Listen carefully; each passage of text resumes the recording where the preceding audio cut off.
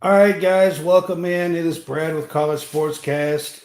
Got a special show for you guys tonight. I am here to do a Big Blue Hoops cast. This is our episode 6. We're in season 3, but I have a special guest for you guys tonight. She is here. I'm going to introduce her with a video of her play in the last game on Saturday against Purdue. We'll leave it to Hassett. She's got it from 3. 2.0. The 3 on the other side, and the Kentucky bench loves it. Hassett finding the fire here in the 4th.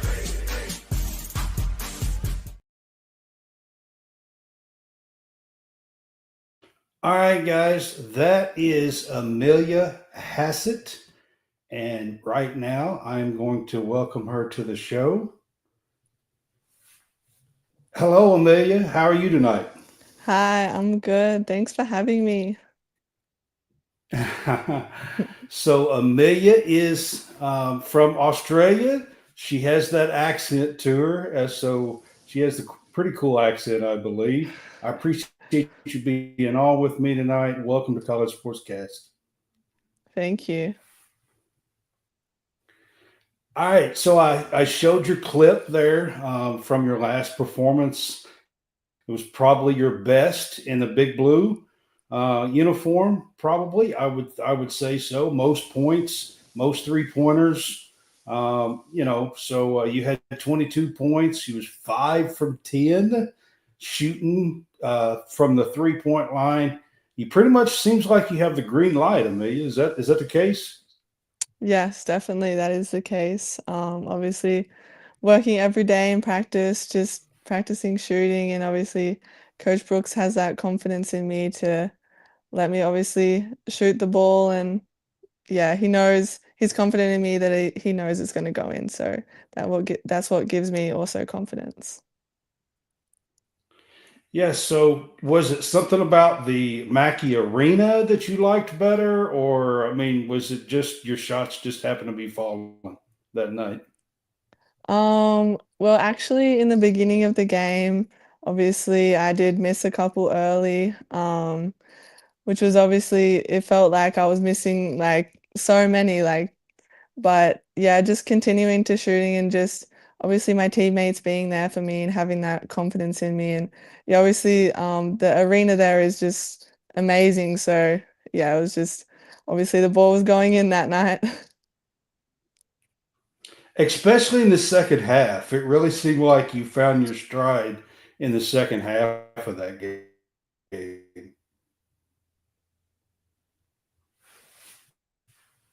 Yeah, no, definitely in the second Because the half, second, obviously coming back yeah, after the yeah, locker room. Yeah. yeah. So you guys won 82 to 52, 30-point win on the road. Um, and you guys are 9-1 on the season. How do you feel like everything is going as far as the team so far this year?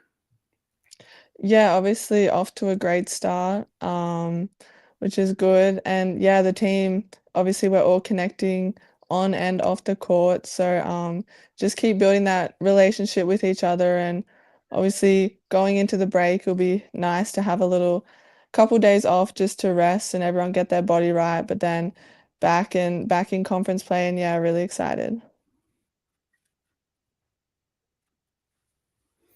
Yeah. So you got the big road win. And I guess it was a pretty good feeling for you guys to knock that off the list because you did go to North Carolina. That is the one loss that you guys do have on your record. So it probably felt pretty good to get that road monkey off your back, I guess. Yeah, definitely. Obviously, North Carolina was our first road game, true road game, obviously. But yeah, coming into Purdue, we wanted to obviously, being our second road game, we wanted to yeah come out strong and get the win there. Right. All right. So, like I said, a couple of fun questions here. you have this Australian accent. You are Georgia. Who has the thicker, better Australian accent?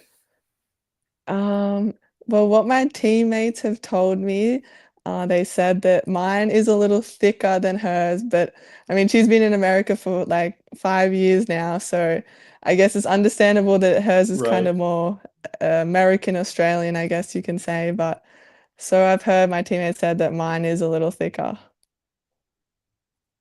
right. I just thought I'd have a little fun with that question because you do have two Aussie teammates there, you and her, on the team together. Um, all right, so I want to kind of go back. You shoot really well. I just be honest with you. I think you're one of the better shooters on the team. But I have a question. You're 6'3". When did you really start shooting and practicing three pointers? Have you always done that at your height, or has it just been in college? Um, so obviously when I was back home in Australia, when I was younger, obviously I never really shot the ball, but obviously practicing it, but it really didn't come along until maybe I was around 16, I would say. One of my old coaches kind of told me that I wasn't obviously going to be on the post playing inside all the time because sometimes being 6'3", you can be the tallest on the team. But yeah, just having like my coaches around telling me that that's not always how it's going to be. So yeah, I would say when I was around 16, maybe 17, I started getting more range within my shot and then just continuing to practice that throughout, I guess, the years, and then now being in college, obviously perfected it a little bit more and continuing to work on it. And yeah, so that's, I guess, when I started. All right. Well, you have a really high release on your shot, which I think helps you at 6'3". Um, is that something that you started practicing when you were 16? That high release on your three pointer? Yeah, so that was kind of the technique, I guess, I was shown um from when I was 16. So it kind of just stuck with, and obviously now it's very handy, like having that high release to get over the defender's hand. It is. So, being here at Kentucky and being with Coach Kenny Brooks, you came over with him. You were committed to him at Virginia Tech, and now here in Lexington. How are you enjoying Lexington? I guess you came from Florida, is where you were from or came from. Yeah, no, Florida was amazing. Like it was always warm there, but I definitely am loving Lexington. Obviously, Yeah. a bit of snow, which I kind of am enjoying right now, but no, I really love it here. Obviously, there's a lot of things to do, like so much going on, and the fan base is just amazing. So yeah, I'm really enjoying it. So, did you ever see snow in Australia?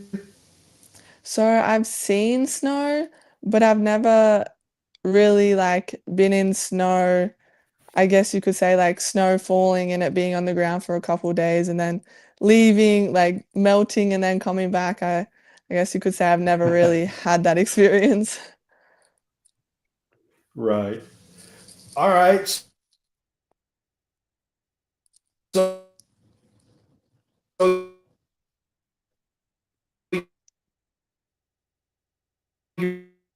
your first Music City Classic here, that road trip and going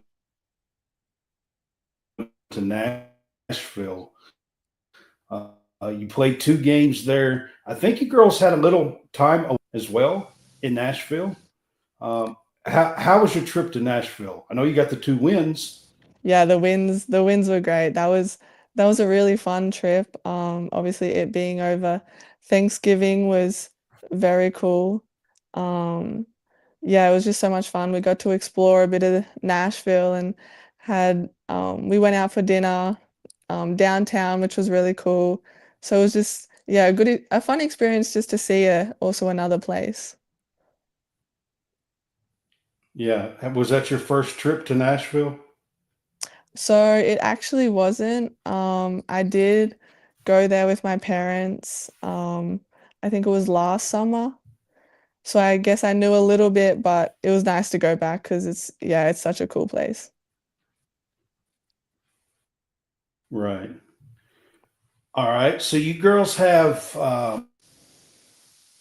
Belmont coming up this Friday. I don't know if you've caught any of you probably been watching some film or whatever, but they played Mississippi State just the other night and nearly pulled out the win versus Mississippi State, an SEC school, lost by three, 73-70. Have you guys been doing a little catching up on Belmont Yeah, so we've started watching film and video? yeah, getting a bit of scout on Belmont, but obviously it's the game before break, so just to stay locked in and focus. And obviously they're a great team, so just going in there strong and being confident.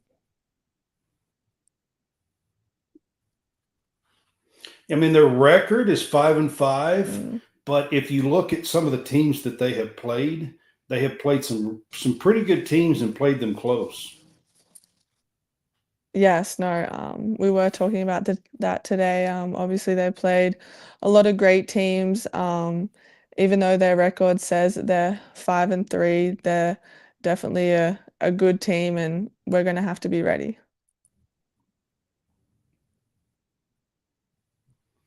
It's a home game. You're going to have a little bit of holiday stuff on Friday night. I think you're going to have the junior Wildcat crew there and giving away the Wildcat on the shelf. It seems like on Friday night and having a little bit of fun, Christmas cheer and holiday fun. Yes, no, definitely excited for a little Christmas, I guess a little Christmas game for everyone. And yeah, that Wildcat is pretty cool. Yeah, I saw the picture of it today. I thought it was pretty cool too. The Yeah. little elf on the shelf Wildcat. Yeah.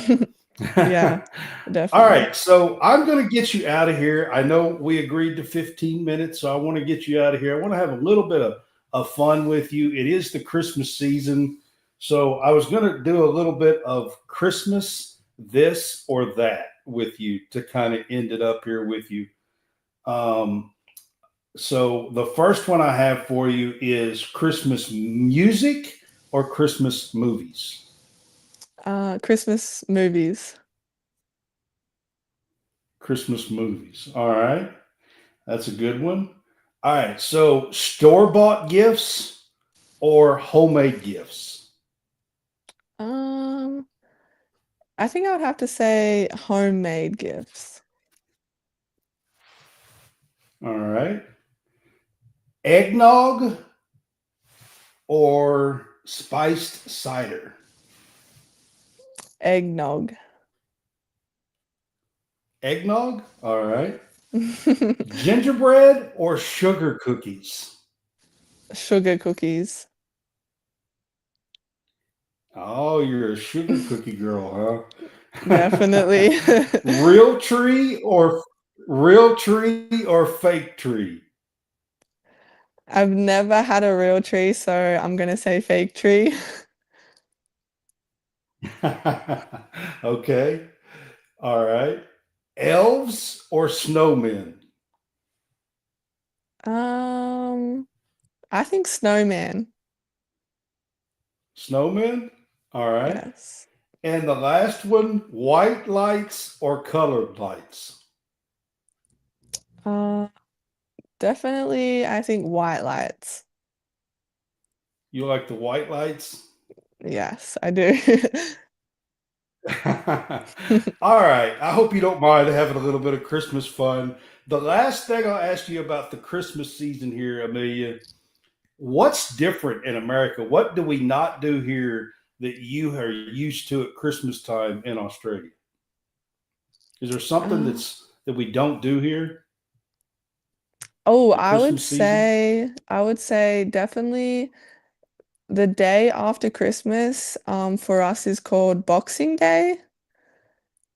Okay. Um, so normally they have like the shops have a lot of Boxing Day sales, so a lot of people go shopping. But back home, on Boxing Day, there's horse races.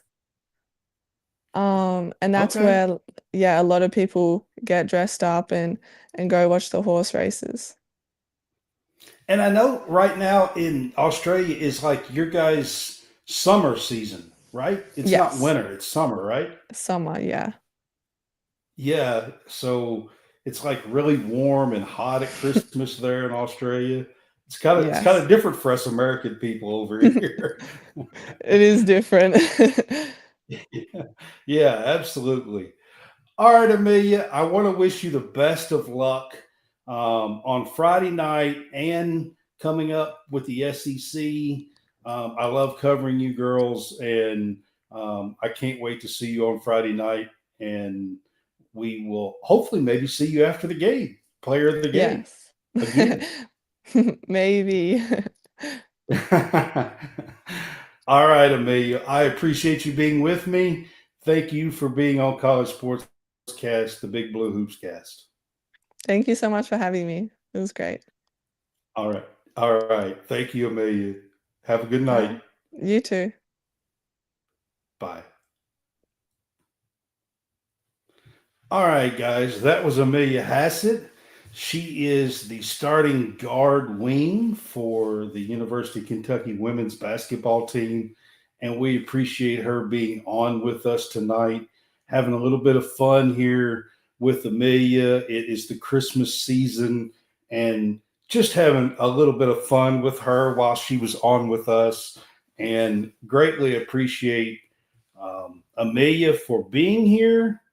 Also, appreciate Cammie Moore for helping set this up with the women's basketball team. Got to give her a big shout out. And having her on was a pretty cool moment here for College Sportscast and the Big Blue HoopsCast, and we appreciate that. You know, she has been playing really, really well. Amelia has. Uh, she has, I think, the last 4 games, she has been in double figures. She's averaging 10.8 points and 9.8 rebounds a game. But the last 4, she's even been doing better than that. She had 19 game before last, 22. The last 3 games, she's had 3, 3, and 5 made 3-pointers.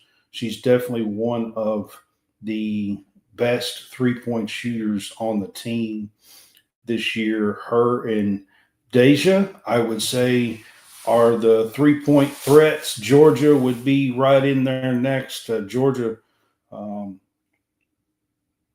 trying to think who has the most, but I think maybe Deja has Amelia by 2, made 23 and 21, I believe.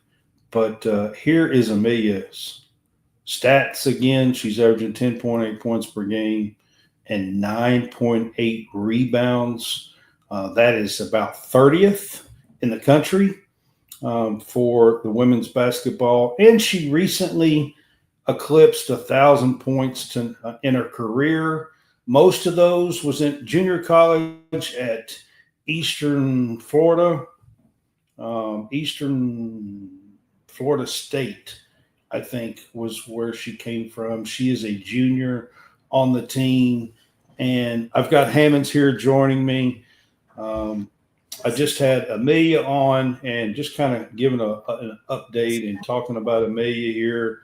Hammond, she's been playing really strong, had 22 points, 5 of 10 3-pointers. The last game, she had 19 3 made pointers the game before that.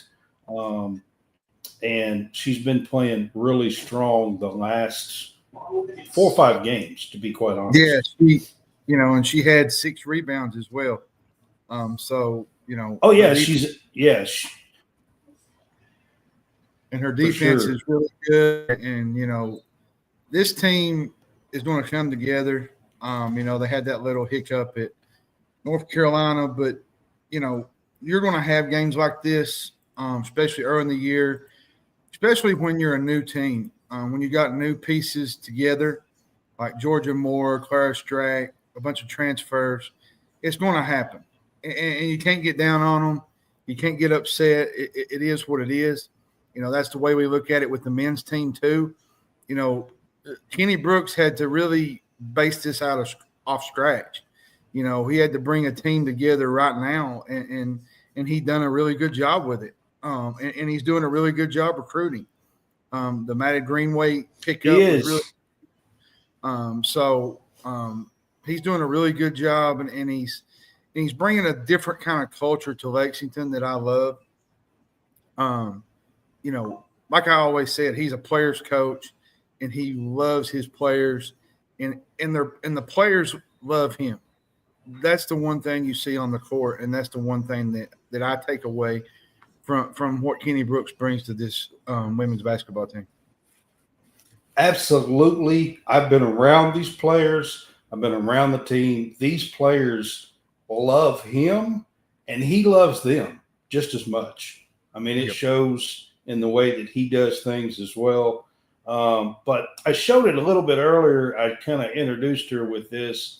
But this is a clip of at least 4 of the 5 3-pointers that Amelia hit versus Purdue in this 82-52. We'll leave it to Hassett. She's got it from 3. Big 2.0. The 3 on the other side, and the Kentucky bench loves it. Hassett finding the fire here in the 4th.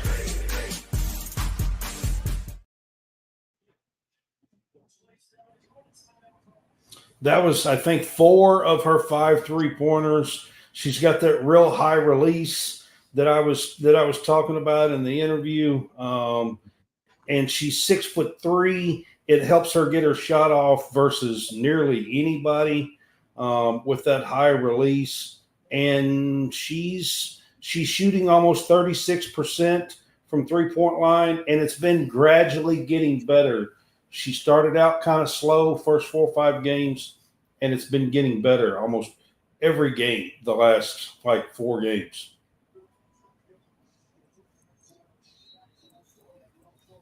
One more clip. Well, actually, I've got 2 more clips. In her young collegiate career here at Purdue. Time forces Strack to kick it out, but it lands in the hands of a great 3-point shooter in Hassett, knocking. That was a pretty shot, wasn't it, John? It was. It was pretty. Yeah, I mean, went to the post. Claire Strack passes it back out to Amelia Hassett there on the wing, and nothing but net. I mean, she has a really pretty stroke when her shot is on. Here is one more from her from 3-point, nonetheless. The finish for McCarthy, 2.0. The 3 on the other side, and the Kentucky bench loves. There you go again, playing string music. Yeah, that net. From 3-point line. That net. Yeah. The net. Yeah, you could hear the net. Absolutely. Playing string music there. That was Amelia at Purdue. She was the leading scorer, had 22 points against Purdue. But there was one other person, teammate here that had 21. That was Georgia Amore. And I got to talk about her for a minute because during this game, and I'm fixing to show the moment that she did this, but she eclipsed 2,000 points in her career, John, during the Kentucky versus Purdue game. Yep. And I do have a clip of it, and this is the bucket that she hit to eclipse 2,000 points. Key looking to get her involved offensively. But maybe not when you need, when you have Georgia Amore on your squad. She is heating up right now, and that is 2,000 officially for her career. The Australian who is lightly recruited, who trusted Kenny Brooks. You always talk about string music. That kind of takes me back to Joe Dean, when Joe Dean used to say, Stream Music, Kentucky Yep. KY up in Lexington. Yep. That's actually, I grew up listening to that, the stream music. I used to love, I used to love him, listening to Yeah, that kind Joe of Dean. stuff. Joe So Dean was a great guy. Yep. Joe Dean, stream music. Yep. And his son, Yep. He was kind a good of picked up off of where he left off, doing Yep. play by play and color commentary. So, Yep. He Great. did. But Georgia Great. Amore there, she played a little stream music. That was actually off of an inbounds pass. She comes in and curls around. They hit her there about the free throw line, and she knocks down her 2,000th career points on that shot. I mean, John, there's not many that eclipse 2,000 career points. It's tough. Yeah, It's, I mean, you gotta now be. most of those were at Virginia Tech, but she's playing her 5th year here, and so we're getting to enjoy another Australian. I started with Amelia Hassett. Now we're talking about Georgia Amore here, eclipsing 2,000 points. So congrats to her. It's a huge accomplishment, and Kenny made a huge deal about it, and he should have, and gave her a big balloons and party and stuff for eclipsing 2,000 points afterwards, and the biggest hug ever. I mean, you talk about the way they love each other, that's almost like a daughter, a daughter to him, a daughter-dad relationship. That's basically what they have. I've seen it up close and personal. So the last clip that I have here is another clip of Georgia Amore. And I'm showing you this one because this game was 39-33 about midway through the third quarter. And Kentucky went on a huge run. Amelia Hassett was part of it, a couple of those clips that I showed. And Georgia Amore is on this clip. And Kentucky finished the third quarter on a 13-0 run and opened up this game 52-33 after 3, and never really looked back after that. ACC Player of the Year. And Kenny Brooks said, hey, I have to give her some grace. She's not a 22-year-old All-American. She's a 19-year-old with a tremendous upside learning how to play. Amore with a little string music. All right, that was Georgia Amore, part of that run. Kentucky pulls out the 82-52 road victory in a packed house at Bud Mackey Arena in Indiana. So, on the road, it's always tough to win on the road. It is. All right, so Friday night, John, the girls will play Belmont. Mm-hmm. And I want to talk about Belmont just a little bit. They played Mississippi State just the other night and had a lead in this game in the second half. I mean, and barely lost 73-70 to this Mississippi State team. And Mississippi State has been really good. They were ranked earlier. I'm not exactly sure. I think they only have either 0 or 1 losses. I'm not sure. I have to go back and look because I haven't kept up with them exactly recently. But this Mississippi State team has played really well. They're somewhere around 8th or so in the rankings for the SEC on the women's side so far. And Belmont, even though they're 5-5, they've played a tough schedule and lost 1 by 3, lost 1 by 4 against some really good teams. They have, and Kentucky, I think, starts the season off in SEC play against Mississippi State. So they do. That's kind of a common opponent. So should be interesting. The one thing I'm kind of ecstatic about, is the assist. Kentucky's second in the conference in assist. Georgia probably has a lot to do with that. But Paris Strack's averaging 16 points a game. This team is built to go far. They in got the 5 tournament. girls in double figures, averaging They in do. double figures. And like I said last week, this team is built to go to the tournament. The way they're built, the way they play inside and out, the way they play defense. The shooting. There was a few games here and there where they didn't shoot the greatest, but they figured it out. I think at Purdue, they did some really good things at Purdue. They got behind a little bit early, and they put the brakes on, and they just blew Purdue out. So, interested to see how they handle Belmont. Belmont is a mid-major, and they're always tough, especially on the women's side and the men's side. They're always pretty good in around that tournament run towards the end of the year. So, interesting to see how they handle a game after this Purdue win. Yeah, I am too, especially this Belmont team. Like you said, I mean, boys and girls, women and men. I mean, they usually have a pretty good team.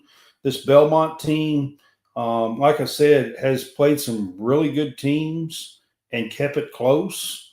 This is, they're going to come into Memorial Coliseum on Friday night, and they're going to be gunning for us. I mean, they're going to be trying to get that big win.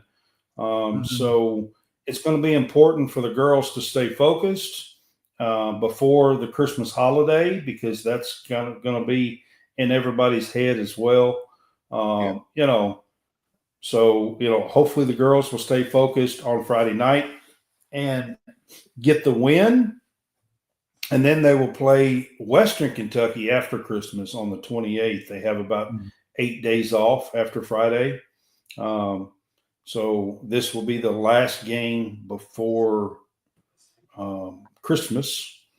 And before we move off of the women's team here, I do want to mention, John, that the girls stayed ranked 16th again this week, even though they won 2 games, one by 42, one on the road by 30 on a Big Ten team, and still didn't move, despite a couple of teams losing in front of them. I think a lot of that had to do with losing to North Carolina. I think if they'd have won that game, they might have been upward a little bit, but that kind of and plus a lot of teams won in front of them, so it's going to be kind of hard to move teams here and there around, unless you win a big top 5 matchup or top 10, because a lot of times the voters will move based on those kind of wins. So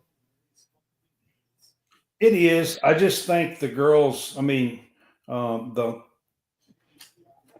bouncing back after the North Carolina loss on the road, coming back, getting 2 wins by 42 and on the road to a Big Ten team by 30 points. I know Purdue is a little bit down so far early this year, but they have a rabid fan base on the women's side and have a great tradition. Purdue does. So I mean it was a ruckus crowd for them, to go into. So hopefully, if the girls can take care of business against Belmont on Friday night, we'll see a movement again in the rankings for the women's basketball team. Mm-hmm. All right, we are going to move on, you guys, and talk about Kentucky-Louisville. I know that John is excited about talking about Kentucky-Louisville game on Saturday. Coach Pope and Kentucky got the win. Coach Pope got his first win versus Louisville as the Kentucky coach. It was 93-85, and ironically, his coach at Kentucky, Rick Pitino's first win versus Louisville was also 93-85. Did you see that? Mm-hmm. Yeah, I seen that. I thought that was kind of ironic. The offense finally showed up. They finally figured things out. They was hot Butler early. being back helped. Butler being back helped. Yeah. Butler had a career high, 33 points? Or no, was it 35? I think it was 35. It's 33. It was 33. It was 33. Yeah. But he played really well. Otega Oweh played really good towards the end. For a while there in the second half, felt like, every time Kentucky would make a run, Louisville would make a little run. They'd trade blows. I want to tell you something. This ain't a Louisville podcast, but Chucky Hepburn is an absolute baller. He kept Louisville in that basketball game. Terrence Edwards. That Terrence Edwards guy wasn't bad either, really. He was not. Waterman looked pretty good. They played for Waterman both at times. Yeah. Louisville cut the lead, I think, to 2 possessions several times. And then Kentucky they got would to 5 a couple of times, I know. Yeah. Yeah, and then they would close it out. Times. Then you had the little skirmish in the middle of the bench with Brandon Garrison and Rain Smith, which really never got ugly because Pope and Pat Kelsey kind of prevailed heads there. A lot of people saw the picture. It looked like Pope. That's what I was laughing about when you said had that. Pat Kelsey in a headlock looked like, and it was kind of funny to me. So It wasn't, by the way. It wasn't. The snapshot picture kind of looked that way. It was. This is going to be a fun rivalry for years to come. It's their first time. Some of the players were playing in it for the first time. There was a lot of physicality in this game. You had a little trash talking. Like I said, you had the little melee thing that, and this game turned into a shootout. Both teams scored up in the 80s, 90s, which it was a fun game. Then you had Lamont Butler. He took 10 shots from the field and made all 10. The man could not miss. Then he had the 6 for 6 mark from the 3-point line. From the 3-point line. The only shots he did miss was from the free throw line, which he managed to miss. And he 7 missed too many of those. I will say that. He missed too many of those. Then you had Oweh towards the end of the game. A lot of his points and assists and steals came in the second half, and that's clutch. He had a steal at midcourt. Then he had a 3 over in the corner, and then he had the N1 to kind of touch off the finish of the game. I thought Jackson Robinson played really good when he was in there. He had a big 3 early in the game before halftime to kind of push the lead out. Kobe Brea played not great, but he hit some shots. But the shooting overall to me was better this game.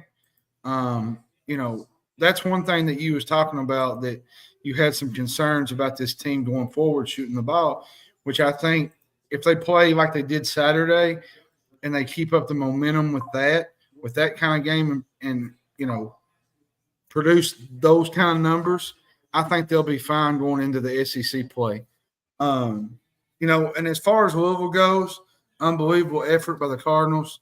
They was playing with 7 players. There was a lot against them. Keyshawn Pryor has been out with an injury. He's out for the season. They had another guy injured. They was very limited in what they could do, but they didn't come in intimidated, Brad. They came in to fight. They came in to play hard. Oh, yeah. And that shows you the kind of coach that Pat Kelsey is. He's not a quitter. He continues to throw guys out there and put them in pressure situations. And they almost pulled the upset.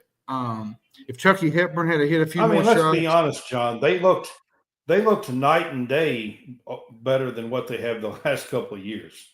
It wasn't even close. And I think if Chucky Hepburn would have hit a few more shots, if Waterman would have hit a couple more shots, this game would have been nip and tuck, 2-3 points with probably 50 seconds to go. But Kentucky had the edge. I think they had some really good bench points. Andrew Carr played really, really well. The main thing, here's the main thing that concerns me, Brad, going forward. And I've said this a couple times on articles and certain things. It's not the offense that really worries me. Now, the defense, there was a lot to be desired Saturday, but that's not what worries me, Brad.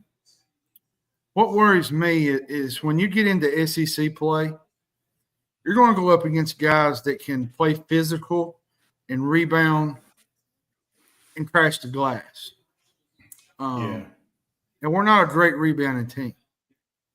Yeah, I agree with you on that one. That's my biggest concern going into a game like against a team like Auburn, Tennessee. I'll be honest with you. The only one that kind of impresses me rebounding is maybe Williams. I think he can fight in there with them. Yeah. Carr, I mean, I like him against smaller people and everything, but you get him against if you put him at the 5, and I think he can take over a game against certain opponents.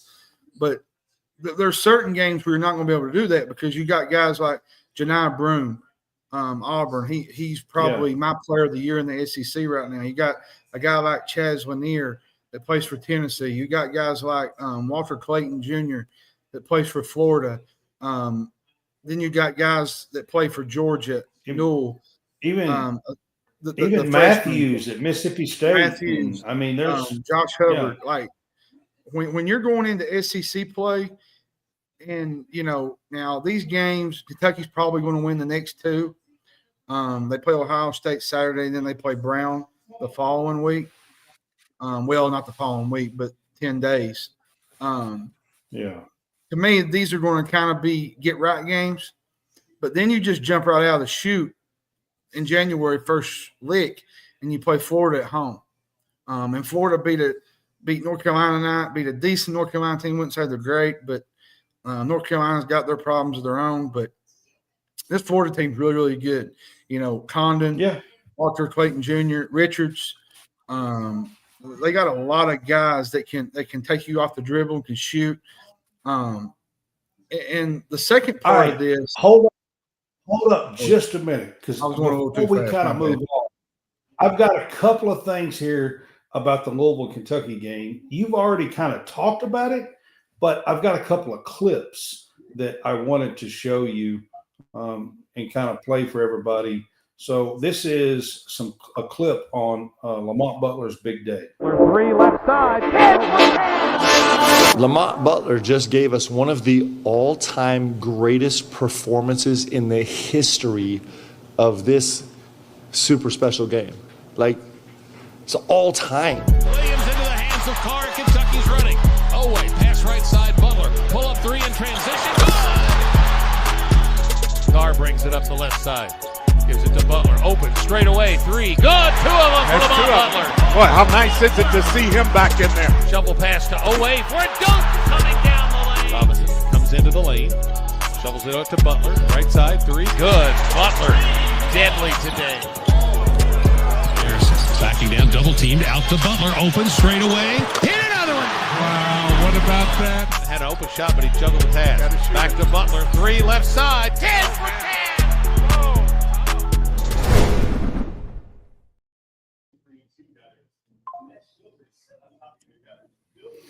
All right, so that shows you quite a bit about Butler's big day against Louisville.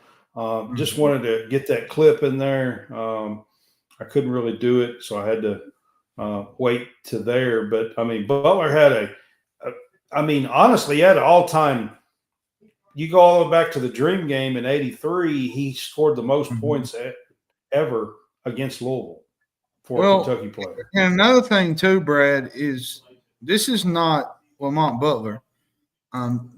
Offensively is what I'm saying. This is not who he is. He's more of a downhill driver. He's more getting the ball to the shooters. He playing defense. He's having a career year offensively. Oh yeah, absolutely. That was a career day. When I watched him at San Diego State, he never really had these kind of games. No. Now he had a few games where he scored 20, 18 points, but nothing of this magnitude. And, that says a lot that if Lamont Butler can have this kind of game, you free it open for everybody else. Yeah. I think it might have been Jay Williams. I can't remember who it was. Somebody on the ESPN broadcast brought up a good point. I can't remember. It might have been Seth Greenberg. Can't remember. But he said there's not a lot of great – I think it was Jeff Goodman. He said they don't have a lot of stars, but they have a different guy that can beat you every single night. Where it goes from Andrew Carr, from Lamont Butler, Otega Owe to Jackson Robinson to Amari Williams in the paint. Then you got Brandon Garrison coming off the bench, which I think Brandon Garrison's growing every single week, every single game. I didn't think he played that great Saturday. I thought Louisville got in his head a little bit at times, but I thought he'd done some good things. He rebounded the ball pretty decent, those kind of things. But that's one thing I love about this team. You don't have that one guy that's going to beat you.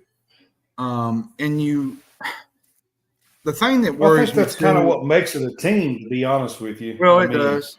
And the thing that this is a team. And Rob Douster brought up another good point.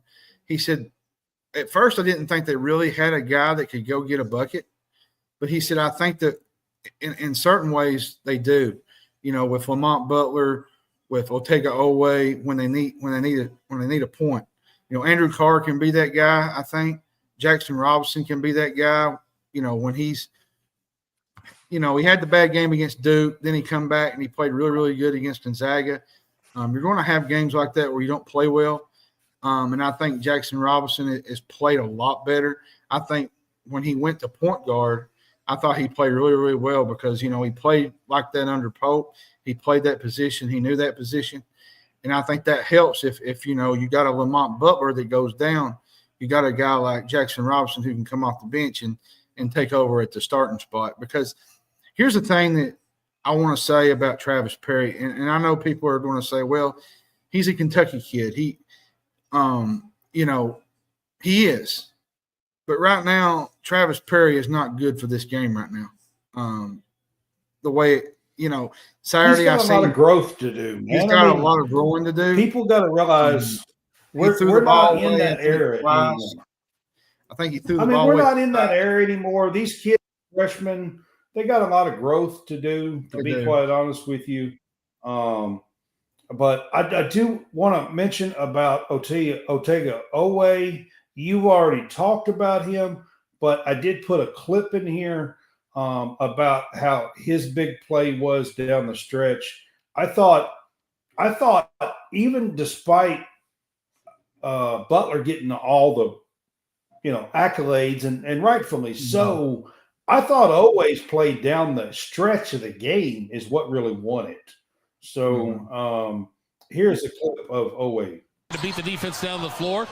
Shovel pass to Owe for a dunk coming down the lane. Bodies moving. Turns into the paint. Feeds Owe on a backdoor cut for a reversal.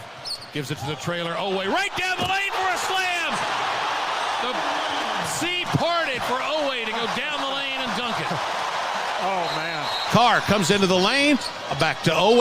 Owe goes up and scores. So the Owe assist to Carr. Carr returns. Owe on the pass to Hepburn. Owe drives and dunks. All right, you made up for it. 81-74 Kentucky. One timeout left. Owe open right corner. Shoots a three. Good. That's the way to stay in it. He is such a good player. Carr rebounds it. Outlet to Butler. 2-on-1. Right side Owe goes into the lane. Puts it in. And he got fouled. Scored. Man, that's no quit in that young man. None. Straight for Otega Owe. I want to ask you something while we was on this subject real quick about this, in that moment. Has the atmosphere been a lot better this year at Rupp compared to past years? I thought it was great at the Louisville game. And the fact that, this non-conference schedule, you had the games last year. Kentucky lost to UNC Wilmington. They've won 2 games straight out of the gate that are quad 1 wins, and Duke and Gonzaga. There's just so much momentum among this team, fan base, coaching staff, whatnot. It's amazing. If they're able to beat Ohio State and Brown, they're going to be 12-1 going into conference play. They're 2-0 in quad 1 games. They lost to Clemson, and then they're undefeated in all 2 and 3 quad 4 games. It's gone as perfect from a start for Coach Pope as you want it. I think if they can finish these 2 games on the upswing, they're going to have a lot of momentum going into SEC play, which is going to, like you said, Brad, it's going to be a gauntlet, and there's going to be a lot of quad 1 opportunities in this league. I read today that Kentucky might have every night. I heard this today. I might be misquoting on this, but I heard there might be 16 or 17 quad 1 game. In a road game, it's going to feel like 2 wins. Yeah, for a lot of teams. Yeah. Well, absolutely. And all right. That's going to be a lot of fun. Before we absolutely just leave the Kentucky Louisville game, I've got to ask you. We've got to talk about it. I haven't made any post about it. Maybe John has. I know what you're getting. I know what you're going at. I did not, and I saved it for this moment on the show. So I've got to ask you, John. Standing at Rupp Arena, I got to ask you about this. And my thing is this. Here's what I want to go with this, and you can go wherever you want to. But here's my thing. It's one thing for somebody to be standing and somebody else getting mad about it and everything else. I don't understand a Lexington cop getting involved and walking down and telling this guy to sit down while half the crowd is standing up and cheering. He threatened to take him to jail. He threatened to take him to jail if he didn't. And then beyond asking him to sit down, to an actual cop to threaten this guy to take him to jail because he was standing up at Rupp Arena. Now, I don't know about you guys, but that's like going to Talladega and telling somebody to sit down. Well, here's the issues that it's insane. On both, I kind of look at there's 2 sides to this, Brad. You got the one argument that fans have a right to stand up and cheer because it's part of the home field advantage.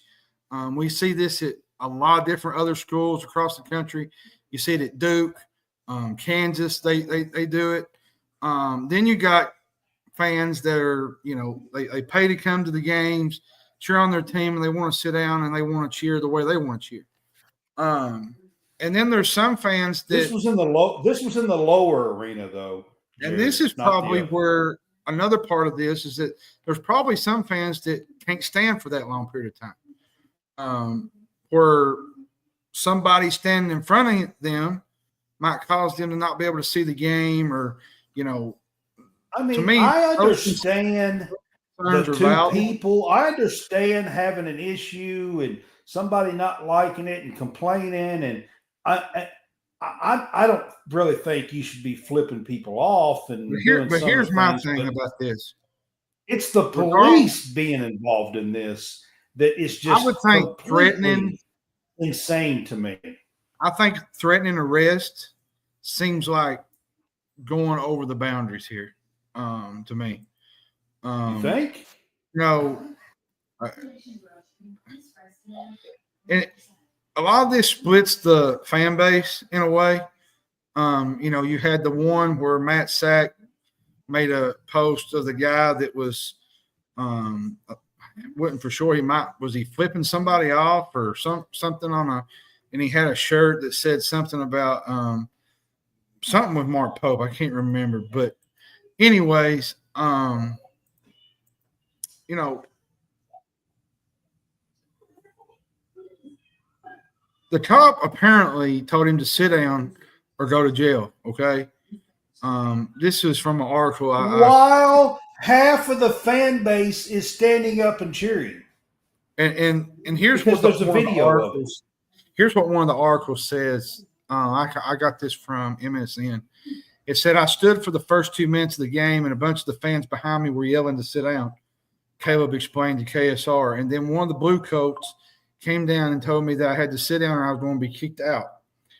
So I sat down, standing up periodically, but I sat down until there were 10 minutes left in the game, and that's when I stood back up, remained standing, even though the people behind me were yelling to sit down. Caleb said that the fans directly behind him told him they didn't mind him standing. They said it was perfectly fine. According to Caleb, it wasn't fine with the police officer who told him to sit down or go to jail. When Caleb asked about the crime and standing, the officer told him he would find out if he didn't see it. Caleb followed orders to avoid any further trouble or potential jail time. I mean, that's just insane to me, guys. That's like going to a concert, okay? A big, huge concert, and them telling you that you have to sit down. You're at a sporting event or going to Talladega or Daytona and them telling you got to sit down. Here's the thing. Do they not know? I'm not talking about a person. I'm talking about a cop that is threatening to take you to jail if you don't sit down. Listen, Brad. We played Louisville Saturday, right? This ain't even the beginning of the schedule. We got Arkansas coming to town. Yeah. We have Alabama coming to town. We have Auburn coming to town. Wonder how those fans are going to react when they're doing that then. Like, yeah. Here's my whole take on the atmosphere at Rupp. I've been wanting to kind of jump into this for a long time because this has been one of those subjects I've been wanting to talk about. I understand there's a lot of season ticket holders, people that have been there for many, many years. But if you're not going to at least cheer or make this a home environment, then I suggest you give your tickets up. Because there's a lot of fans out there that would like season tickets and to be able to go to the games and cheer for their teams and stand up. I've always said that I would love to have an atmosphere like the Jungle, like Auburn. The way Auburn stands up against the courts. Well, but most of those are kids. Most of those teams create their kids, their students in the lower bowl, and that's why you see them going crazy. Well, and two, Brad, Auburn's a smaller arena too. Crazy. It's a smaller arena. So I mean, I get true. that. But here's my thing. I think there needs to be a better home court advantage because a couple years ago, maybe 2-3 years, it's not been Rupp. I'll just be honest with you. You even told me that last year. You said the atmosphere is dead at times. Like it is. You know, you get on a run and then they sit back down and then they get behind and there's no energy, there's no enthusiasm. And you'll go 4 or 5 minutes and there's hardly any. You can almost hear a pin drop. You can hear the ball bounce. So on TV, I don't agree with the going to jail time stuff. I don't agree with fans jumping on other fans because they want to out-fan another fan. I don't think you should be the fan police. Let's just say that. A cop getting involved is where I draw the line. Okay? I don't. If the Blue Coats want to appease the season ticket holders and they want to ask them or tell them that somebody needs to sit down, that's one thing.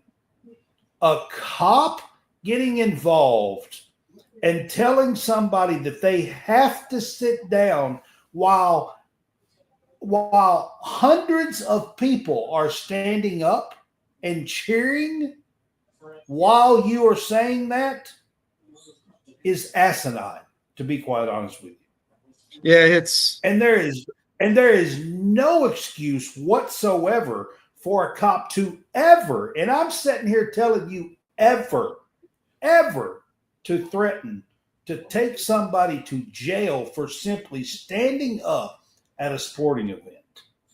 That's insanity.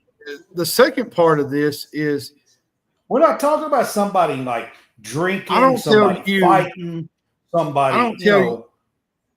Here's another part of this. We're not talking about that stuff. Here's another side of this that I always wanted to kind of bring up. I shouldn't have to, like I said a minute ago, be the fan police and tell you how to be a fan or tell you how to cheer or tell you how to, clap your hands or have enthusiasm. I shouldn't be that type of fan.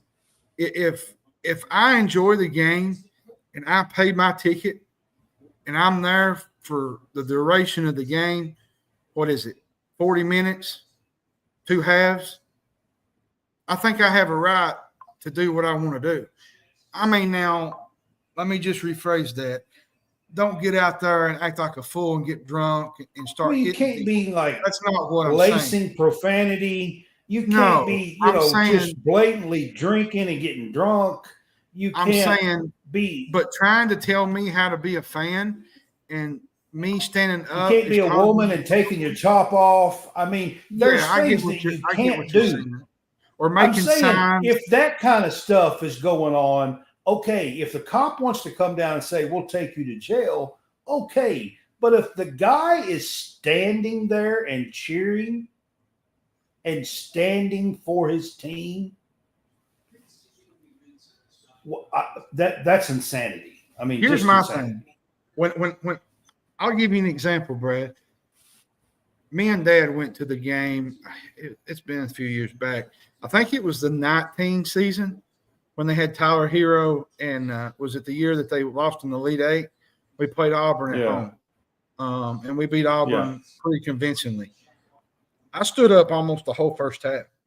Nobody really said anything to me, but I was in a kind of a cornerish where it was near an aisle, like on the top. So nobody really was behind me. So I had an opportunity to stand. But in a way, I do see where the fans coming from. If you're out in the middle of the sideline or you're near the home like edge of the court and you're in the middle of the way and there's a bunch of people there, I can see from their point of view, well, hey, you're blocking my view. I can't watch the game. I see that point of view. Sometimes you might be standing in front of somebody, these older blue coats, to be quite honest with you, that can't stand up and stand all game. Mm-hmm. I mean, but I will say, I mean, let's be honest. I will say, to kind of end this conversation, I think the atmosphere has been a lot better this year. If you want to go look at it, I think a guy played for Wright State. I can't think of the player's name. He said that the atmosphere was absolutely amazing. He said when the fireworks went off, he said our whole huddle shook. He said it was a big time atmosphere, and he was trying to debunk the fact that Rupp Arena was not a big time atmosphere. And I agree with him. This year, it's been a lot better than it has in the last couple of years. But with what you said, Brad, with the whole threatening somebody for jail time over a standing, that's asinine to me. Like that's just pure insanity, to be quite honest with you. There is no way on the face of the earth that should ever happen. I mean, if that's the case, we should be going to Talladega and telling everybody they got to sit down. Yeah. And you don't tell a bunch of NASCAR. Are you really going to tell NASCAR fans to sit down with a bunch of drinking going on? Yeah. Do you really want to do that? Let's send that Lexington cop to Talladega. That's what I got to say. Let's do that. I'm serious. It's a heart attack. Oh, Brad. That's what I got to say, for real. Oh, goodness. No backup. Just send him there to tell people to sit down. Just get involved. Get in the middle of it. Yeah. Oh, goodness. All right, guys. So after the Kentucky win against Louisville on Saturday, we were ranked fourth. This week in the poll, moved up one spot to fourth. So I think we are now in most people's 1 seed line for bracketology. Here's the thing that I don't understand, Brad. You know, Kentucky was ranked 5th last week, right? Duke was 4th. Well, they flip-flopped this week. What was the difference? Yeah, I don't know. It don't make no sense. Yeah, I agree with you. I don't know. It just maybe another voter voted Kentucky up higher because they beat Louisville, but who knows? But yeah, I just didn't understand all that. But like you said, there's a lot of Kentucky bracketologists, and there's some like T3, JBR. There's others that have got now. T3 had Kentucky on a 2 line last that I looked. I think it was last night, maybe not before. But there are some that are beginning to put them on the 1 line. Yeah, Joe Bernardi is one of those. He put Kentucky out as a 1 seed today. And by golly, guess who we'd play in the second round if we was to win? The Arkansas Razorbacks. Imagine that.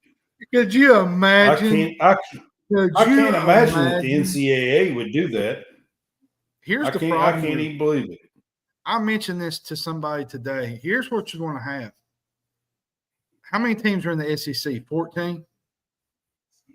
16. It's probably going to be 13, 12 or 13. Here's the problem you're going to have. In the honestly, dance.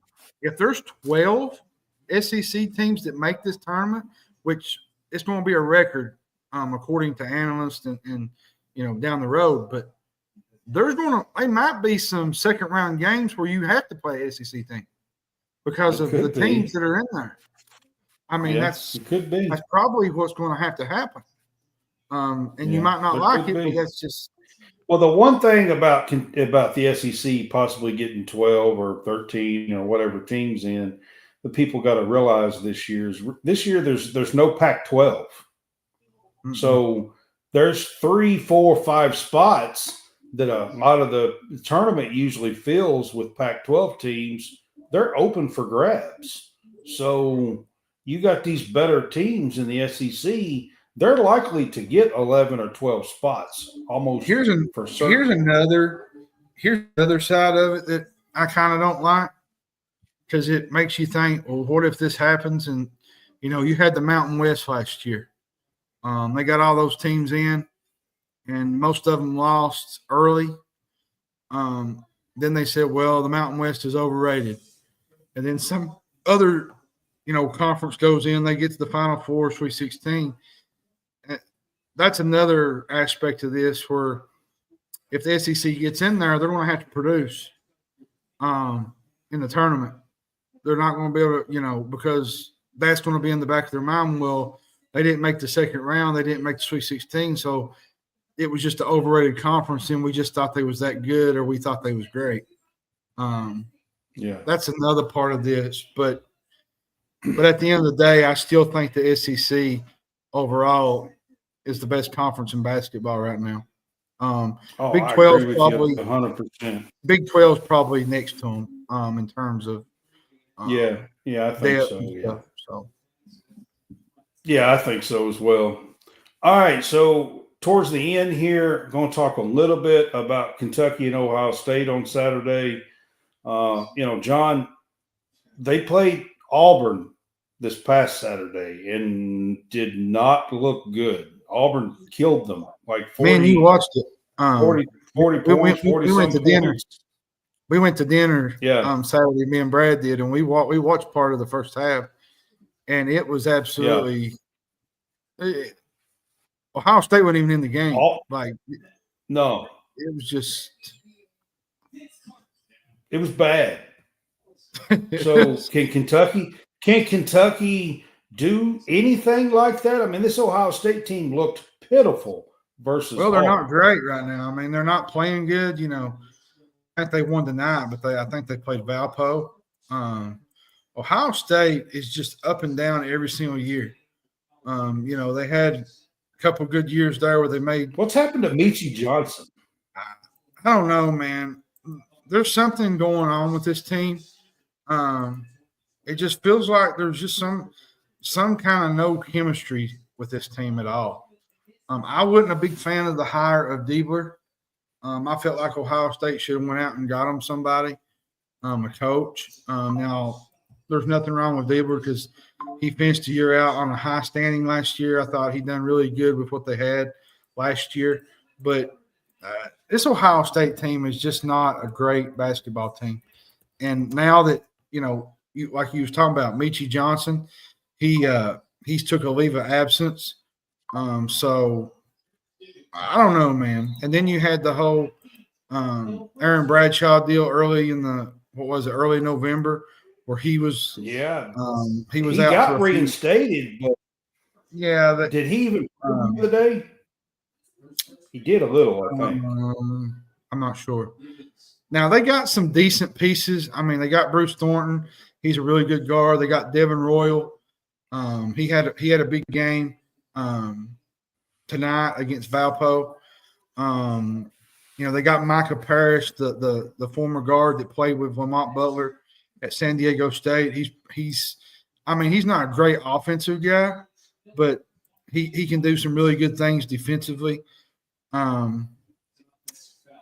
It is, Jerry. It's part of. Well, and they got John Mobley. John Mobley's really good. What's this one called, John? Do what now? This is not the Champions Classic. What's this one? No, this is you hadn't asked me, I told you. It's some kind of classic. It is. I can't remember off the top of my head. They had 4 players unavailable tonight.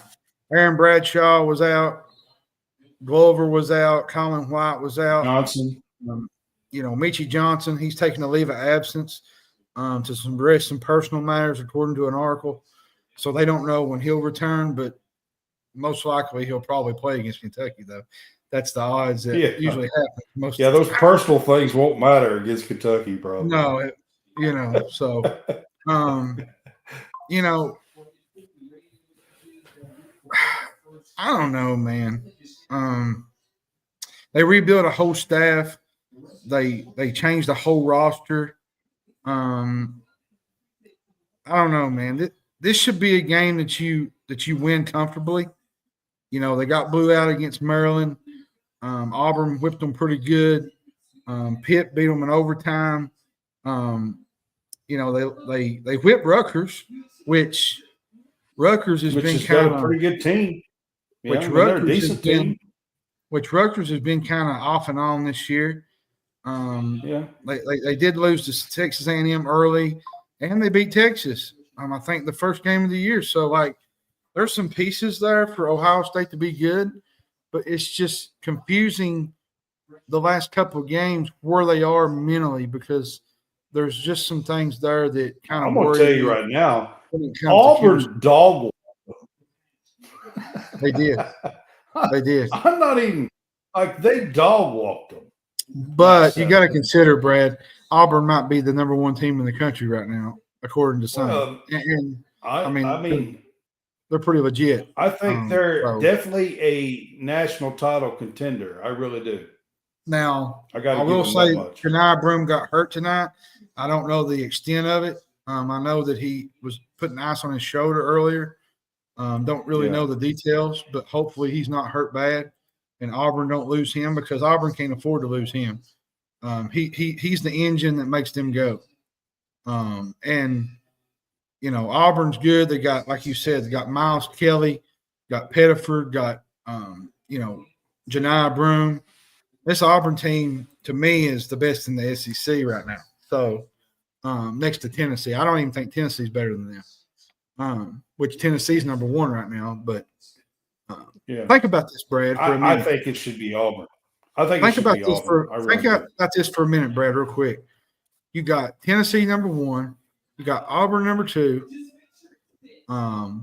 You got Kentucky at number Kentucky's 4. I think Florida's Florida's right there, 6, 7, somewhere around there. Yeah, I think they're 7th, and I think you got Alabama at 8. Like the SEC in the top 7, loaded. they're 7th. I mean, just loaded. It's absolutely nuts. Yeah, just So, loaded. That's all Alabama 6. Alabama 6. But based on the AP 25 poll, Tennessee's 1, Auburn's 2, Kentucky 4, Alabama 6, Florida 7, Texas A&M 12, Oklahoma 14, Ole Miss 17. And that's it. But on There's the other 8 receiving teams in votes, the AP poll. you got Mississippi State 26, Arkansas 27, and Missouri 28th. Like, you've got SEC teams margin down on the top 25. Like, it's absolutely insane to me. Yep. So It's going to be a rough go. But yeah, This game it at should Ohio be. State, it's But like going to I be said- interesting to me because Auburn dog walked them, like I said last week. So are we going to be able to handle them handedly? I'm not saying we're going to beat them 41 points. It should be a game it should be a game you coast.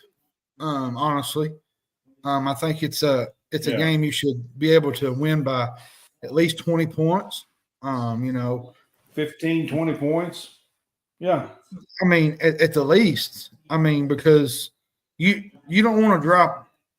I feel like you don't want to drop this game because you got Brown coming up, then you got Florida coming up, and then you have to go to Georgia, which is not going to be an easy game. So I think this is a game you need to win, move to 11-1, and move on, and get ready for Brown and finish the 2024 in style. And by the way, it's called the CBS Sports Classic. That's what it's in New York, I believe. Yeah, I think it is. And I think the first game is UCLA and North Carolina. I think they play at 3:00 Eastern time. So that's the first game. So, and Kentucky plays the late game. I think it's 5:15 maybe, 5:30. It's a 5:30 game. 5:30. Yeah. Yeah. So, all right, guys, we're going to wrap this up. Stay tuned with us and follow us for new Stadium Rant articles. We have some new Kentucky articles on the Kentucky and the Purdue games for both men's and women's out. You can check out an article that was focused on Amelia Hassett, who was with us at the beginning of the show. It was good to have her on, and I want to say thank you to the University of Kentucky, to Cammie Moore for helping me put this together. For Amelia Hassett, I want to say thank you to her. I know that she has not done too many media things yet. She's not been in Kentucky but just a few months, and she hasn't done too many things like this. So I appreciate her being on with me. I hope she had a little bit of fun. With the personality thing. With the personality thing, I believe hanging out with Georgia Moore would be the best bet because she's the personality of this thing. She's the one that makes the engine go with the personality deal. So, Georgia Moore's funny too. She's really funny. I watched the video a while back. She's really hilarious. Yeah, and she can talk. I mean, she's intelligent and everything, like about ball. Like she really knows what she's talking about. She wants to be a coach. But the thing about with Amelia and Georgia are both from Australia, so they have that in common. They can kind of banter back and forth in that Aussie accent, and have a little bit of fun. So I just want to say thank you. And we appreciate. We're having our Big Fuss show tomorrow night, and then we're going to do our college show on Thursday. Pick'em show Thursday. Now, I will say this to Brad. I don't know if our viewers know. I mean, they probably know Christmas is coming up. There's a stretch for 3 days where there's no basketball whatsoever. There's no college basketball. I think is it 4 days, 3 days, 4 days? I think it's 3 or days. 4 days. It's 3, I think. And there's now if you like football, there's going to be some bowl games on. Or if you don't want to do that, you can sit around and look at your family and finally get to know them. Brad, we'll get to know them on a one-on-one basis. But I'm not sure what we're going to do next week because of Christmas and everything. So we'll figure out that schedule. But I do know the next 2 nights we're going to be on. Hey, Brad, we're going to do the Big Fuss show. You can come hang out with me and look Game at Day Pick'em. You can come hang out with me and get to know me, man, for 3 days. Hey, I met you and we did get together for a little Christmas dinner last Saturday. So yeah, I think that was enough for you for 1 year, right? Well, at least for the month. Oh, for the month at least, right? Oh goodness. Oh man. All right, guys. So if you missed Josh, go back and watch my interview at the beginning of this with Amelia Hassett. I appreciate her being on and just want to say again, thank you. And we're going to wrap this up and we'll see you guys tomorrow night. I will say real quick, Ray, if we don't have a show next week, I want to wish everybody a Merry Christmas. I kind of want to throw that in. Everybody to have a Merry Christmas. If we'll probably do something. I just don't know if we will do 3 shows next week. Yeah, probably not. So, yeah. But go to bed, Josh. Go to sleep. All right, y'all. Have a good night. We will see you tomorrow for the Big Fuss show. Have a good night.